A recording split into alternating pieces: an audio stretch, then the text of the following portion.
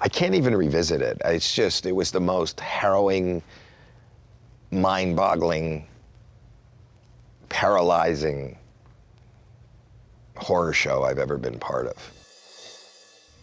I was talking to your wife or your mom, Terry, yesterday, and she was telling me about how actually, like, one of the hardest things you guys have ever been through as a family is what's going on, right now with your, child, but that, in a way, it's kind of beautiful how it's brought the family together. How so? We don't really talk about my son's health and the struggles going on within the family at all, like publicly. We do with our family, but it's nice to have that support system. I get phone calls, everyone checks in. We're all just there supporting each other. We're a team. All you have when something catastrophic happens in a family, like your blood is there, your family. And you also, when something like that happens, it prioritizes.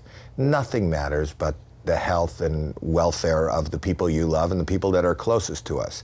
I know my wife says it brought the family together. I would give anything to not be together with any member of my family to have my grandchild's health. What about it even touches you a bit, thinking about it? You'll see this now as a new father, but when somebody says, "How are you?" they always say, "How are you?" And I don't think they really care, but that's just a nicety of people, but they say, "How are you?" But the truth, if you want to answer the truth, I'm as good as my most miserable child. You can't have something happen in your family and be good. You can't. You just can't. And I don't think that's a quality of me. I think that's any human being, and I don't know that you've talked to anybody that is not a human being, has to, swim the course against the current, and that's the current of life. What does that make you think about as he's sharing that? What I'm going through right now is not unique, or even if it's with my son and his health struggles, or even if it's a divorce or anything like that, it's important that you are getting help so that you can cope with life and move through life and deal with the things that come your way, because it's nothing that's unique to me or to us. And the coping becomes really specific because, his issue is an autoimmune issue, right? It's a leukemia. In fact, that's the first time we've ever talked about it on camera, but the truth is we've been doing the podcast. So sometimes somebody would just come in to do a podcast and they'd have a cold and she'd be wearing a mask. And, and I got such hate and vitriol. They thought it was because I didn't agree with their politics or whatever, and the comments in that section, and I was just, in my mind, I'm like, they have no idea what I'm going through right now. They have no idea that I'm just trying to be able to go visit my son in the hospital. I think it was a Hawaii trip, which was, I guess, probably a low point. Or, like, what happened there, and then how has it positively progressed in terms of where it is now? Oh my gosh, don't ask me about Hawaii. That was the worst. Do I have to do this? No, this is too tough for her. No. So that's where he was diagnosed, and then we brought him home, and he's doing good now. He's in remission right now, but he had to have a bone marrow transplant from his sister. This is not, I don't want her to do it. Fine. No.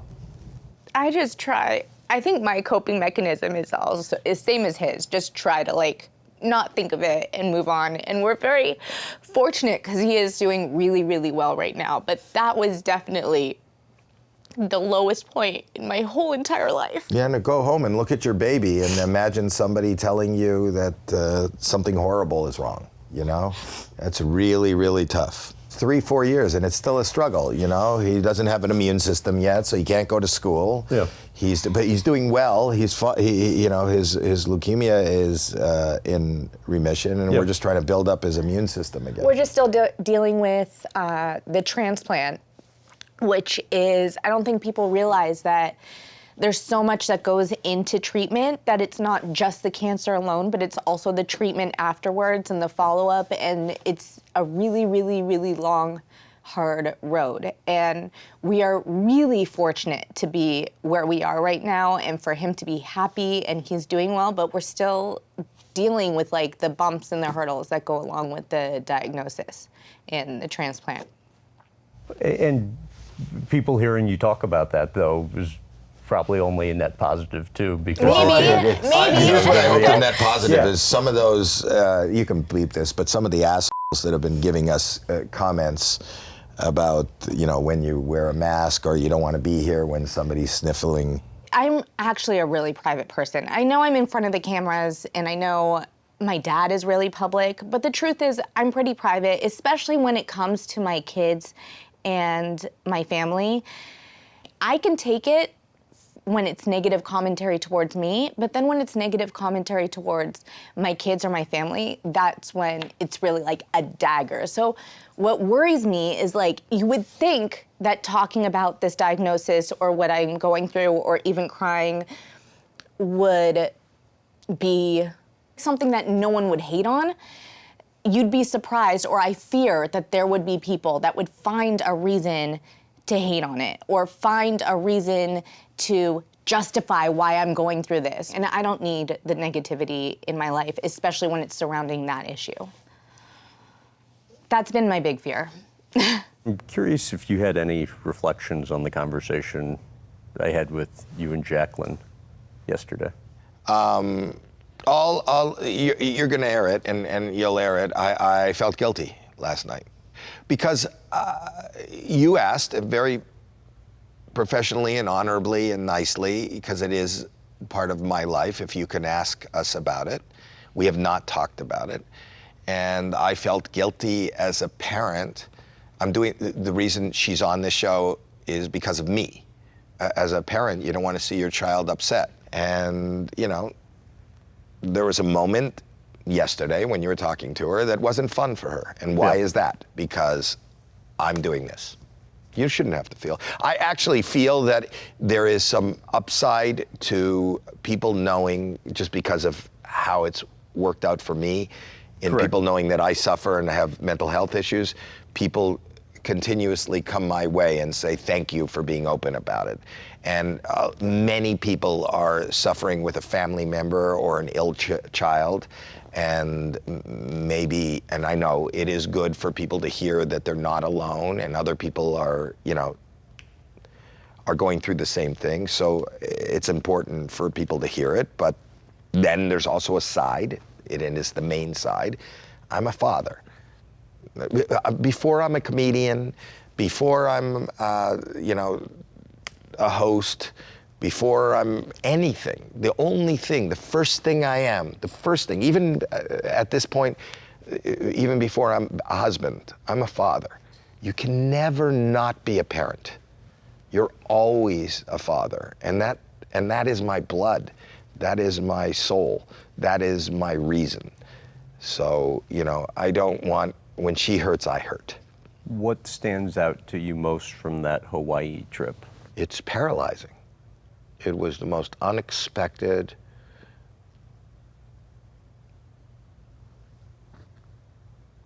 paralyzing moment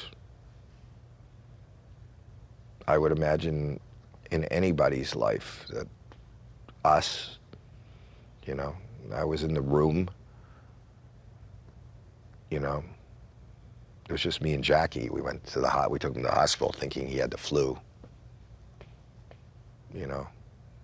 and then we've been on this dark roller coaster ever since, for years now. What were the key steps in getting through that? Well, you have to make decisions. You are called to make decisions that are, you don't know if you're making the right decision. Most people, like what? We were in Maui, and then they had to air vacuum really quickly to Oahu, and the people in Oahu who are tremendous and wonderful had a plan of action. Their plan of action was for us to stay there for 6 months and begin. In fact, it was so drastic that he had to, within 24 hours, he had his first shot of chemotherapy. I mean, boom, bang, they wanted to attack it right away. And his levels weren't great for flying, so we thought we couldn't come home. And then we called some people here, and they had a different plan of action. Now you have conflicting plans of action. And it's up to you to make the decision. That's a really harrowing on so many levels, you know? How did you figure it out? I don't know if I figured it out. I just, you know, I was so torn because we all don't know what the right answer is. And, you know, if I have an opinion, it's scary enough to think that your opinion is wrong. If I have a different opinion than my daughter, do I talk her into something and then it goes like then that's my fault? Should she make I don't know. I don't even know. I can't even revisit it. It was the most harrowing, mind-boggling, paralyzing horror show I've ever been part of. But you know there's probably somebody watching this who's in a similar sort of situation, and from kind of your experience having been in it, like what would you share in terms of how to navigate it? I think that you try to inform yourself as much as possible. Like I don't know all the experts, and I don't know that. I live here in LA. I know people connected to Children's Hospital here is wonderful. I called friends, you know, people like Byron Allen and Jimmy Kimmel, who have both dealt with that hospital and were incredibly open and helpful. And I know that people watching going, well, I don't have those, but it's not even about the celebrities. Yep. It was just about just talking to a different oncologist and say, if these are the facts, how would you deal with it? And then you talk to that oncologist and you go, if these are the facts, how would you deal? And when two because people, for a moment you thought he might not make it. well, that's always the lesson that I take away is you have to be your own advocate. And that is try to collect as much information as you can. Know the paths, and then make your decision based on the information that you have. Don't ever make a decision based on no information. I personally advocated and pushed to bring him home here, only because I don't say it's better than there. They're busier here. They do it more, you know? So I felt like the expertise, just because that's what they do, you know? On an island, they do it. It's the best place they have, and it's probably good, and he probably would have done great there. But I felt like I wanted to get him to a place where they do it 10 times more.